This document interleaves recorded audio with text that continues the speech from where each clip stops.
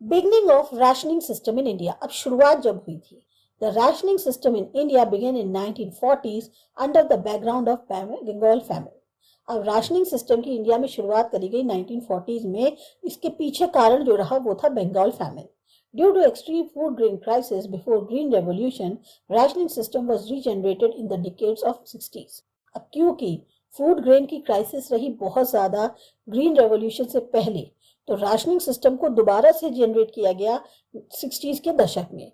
Keeping in view the higher level of poverty in mid 70s, according to the report of NSSO, यानी national sample survey organisation या national sample survey office, that already functioning system related to food grain was more strengthened, and in 1777-78 food for work program was launched. ये चीज को mind में रखते हुए कि जितना ज्यादा हाई लेवल पे पॉवर्टी है, तो मिड 70s में जो रिपोर्ट थी एनएसएसओ की, जो पहले से ही चलता हुआ फंक्शनिंग सिस्टम था फूड ग्रेन से रिलेटेड, वो उसको मजबूत किया गया और 1777 और 78 में food for work programme launch किया गया।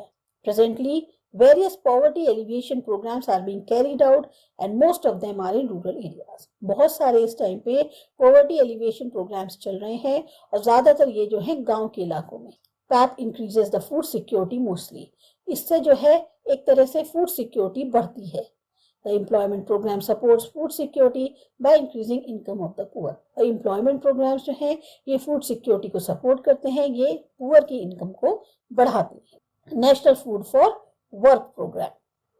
National Food for Work program was launched on 14 November 2004 in 150 most backward districts in country with the objective of intensifying the supplementary labor employment.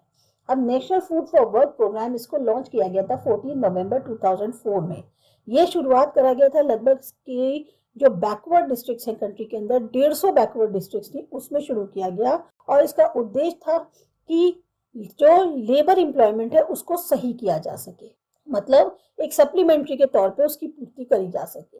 This is the programme for the rural poor in need of employment and eager to work as unskilled physical labour. ये जो programme था खास तौर से उन गरीब लोगों के लिए था जो काम की तलाश में हैं, काम करने के इच्छुक हैं और अनस्किल्ड फिजिकल लेबर है। It was implemented totally as a center sponsored program and the states have been provided cereals free of cost. अब ये जो प्रोग्राम लागू किया, ये सेंटर की तरफ से फुल्ली स्पॉन्सर्ड प्रोग्राम था। स्टेट्स को इसके लिए सीरियल्स फ्री में आप प्रोवाइड कराए गए। Collector being the head of the district level is responsible for planning, implementation, coordination and supervision of the programme. जो कलेक्टर थे डिस्ट्रिक्ट लेवल पे, जो हेड थे, वो मेन उनकी जिम्मेदारी थी प्लानिंग की, इम्प्लीमेंटेशन की, कोऑर्डिनेशन की और सुपरविजन की इस पूरे प्रोग्राम की। In 2004-05 rupees 2020 crores was allotted in addition to 20 lakh ton food. तो 2004-05 में लगभग 2020 करोड़ जो हैं वो अलॉट किए गए पैसे इसके लिए और साथ ही साथ 20 लाख टन अनाज जो है वो एक तरह से अलॉट किया गया। अंत्योदय अन्न योजना। अंत्योदय अन्न योजना was started in 2000. इसकी शुरुआत 2000 में हुई थी। Under this program, 1 crore people belonging to below poverty line from targeted public distribution system were identified. इस प्रोग्राम के अंतर्गत लगभग 1 करोड़ लोग जो कि पॉवर्टी लाइन के नीचे आते थे, जो एक तरह से पब्लिक डिस्ट्रीब्यूशन सिस्टम जो है उसके थ्रू पहचान करी गई, उससे पता चला कि 1 करोड़ लोग जो है अभी वो बीपीएल के नीचे हैं। They were selected through survey of poor families of below poverty line by Rural Development Department of the respective states.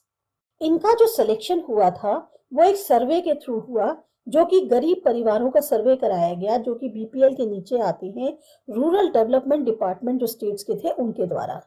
All eligible families were provided with 25 kg cereals at subsidized rates of rupees 2 and 3 per kg. अब जितने भी परिवार इसके लिए eligible थे उनको 25 kilo एक तरह से सीरियल्स जो है सब्सिडाइज रेट पर 2 या 3 रुपए किलो के हिसाब से प्रोवाइड कराए गए। In April 2002, the quantity of food grains was increased from 25 kg to 35 kg. अब अप्रैल 2002 में इसी क्वांटिटी को फूड ग्रेन्स की बढ़ाकर 25 kg से 35 kg कर दिया गया। Additional 50-50 lakh BPL families were included twice in June 2003 and August 2004, and the number of BPL families in this program became 2 crore. इसके अलावा 50-50 लाख BPL फैमिलीज जो हैं वो 2 बार इसमें शामिल करी गई, जून 2003 में और फिर अगस्त 2004 में, और इस तरह से जो BPL फैमिलीज की संख्या इस प्रोग्राम में वो लगभग 2 करोड़ हो गई. Role of non-governmental organizations. In India, particularly in the southern and the western regions, the non-governmental organizations and cooperative societies have been playing very important role in the food security. India में खास तौर से south या western इलाकों की बात करें तो एनजीओ जो हैं या कोऑपरेटिव सोसाइटीज जो हैं ये बहुत इंपॉर्टेंट रोल प्ले कर रही हैं फूड सिक्योरिटी में. The cooperative societies open fair price shops to sell food grains to the poor. ये जो कोऑपरेटिव सोसाइटीज हैं ये ओपन जो फेयर प्राइस शॉप्स है, राशन की शॉप्स हैं, इनको ओपन करती हैं ताकि गरीबों को अनाज बांटा जा सके. In Delhi, the mother dairy has been growing fast in providing milk and vegetable to the consumers on fixed and controlled rates by the government of Delhi. इसी तरह से मदर डेयरी जो दिल्ली में है वो भी बहुत तेजी से मिल्क और वेजिटेबल प्रोवाइड करा रही है जो ग्राहक हैं उनको फिक्स्ड और कंट्रोल रेट पे, जो कि गवर्नमेंट ऑफ इंडिया द्वारा जो दिल्ली द्वारा अलॉट किए गए हैं. Amul in Gujarat and Patna Dairy in Bihar, which is known as Sudha, are successful examples of cooperative societies in connection with milk and milk products. इसी तरह से अमूल गुजरात में और पटना डेयरी जो बिहार में है जिसको सुधा के नाम से जानते हैं, बहुत ही सक्सेसफुल एग्जांपल्स हैं कोऑपरेटिव सोसाइटीज के मिल्क और मिल्क प्रोडक्ट से related. They have brought white revolution in the country. इससे जो है एक तरह से सफेद क्रांति जो है वो कंट्री में आई. To set up grain banks in different areas, the NGOs organize programs for training and capacity building to ensure food security. अब ग्रेन बैंक्स को सेट करने के लिए अलग अलग इलाकों में जो एनजीओज हैं वो प्रोग्राम्स ऑर्गेनाइज करते हैं ताकि ट्रेनिंग करी जा सके या कैपेसिटी ऐसी बिल्ड करी जा सके ताकि फूड सिक्योरिटी हो जाए. Grain bank programme have got recognition by Academy of Development of Science as an innovative and successful food security program. ये जो ग्रेन बैंक प्रोग्राम है इसको रिकॉग्निशन मिला है academy of development of science से कि ये बहुत ही इनोवेटिव और सक्सेसफुल तरीका है फूड सिक्योरिटी प्रोग्राम के थ्रू.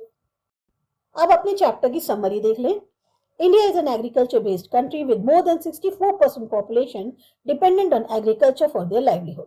इंडिया एक एग्रीकल्चर बेस्ड कंट्री है जहां पर 64% पॉपुलेशन डिपेंड करती है एग्रीकल्चर पर अपनी जीविका के लिए.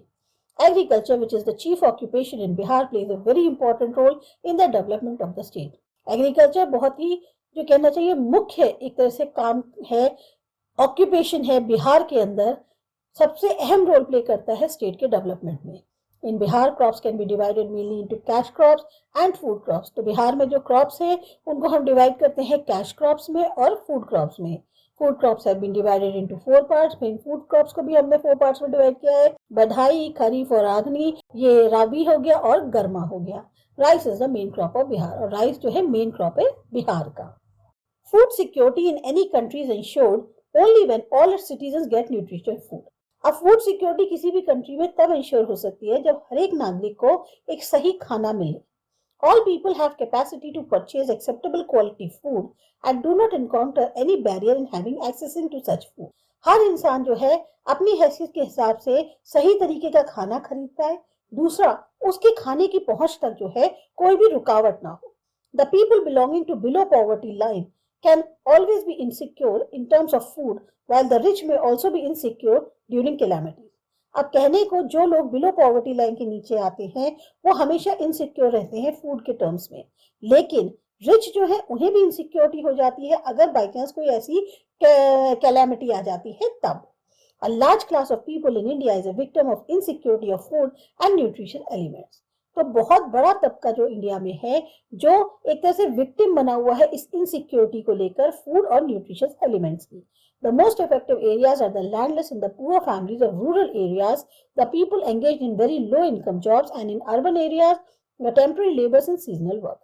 सबसे ज्यादा इस पे जो असर होता है वो होता है जिन लोगों के पास जमीन अपनी खुद की नहीं है, जो बहुत ही गरीब परिवार है रूरल एरियाज में, या फिर वो लोग जिनकी इनकम बहुत ही कम है, ऐसे काम करते हैं जिनमें इनकम ना के बराबर होती है, या जो अर्बन एरियाज में टेम्पररी तौर पे मजदूर होते हैं और सीजनल तौर पे काम करते हैं, उसके लिए सबसे ज्यादा असर पड़ता है.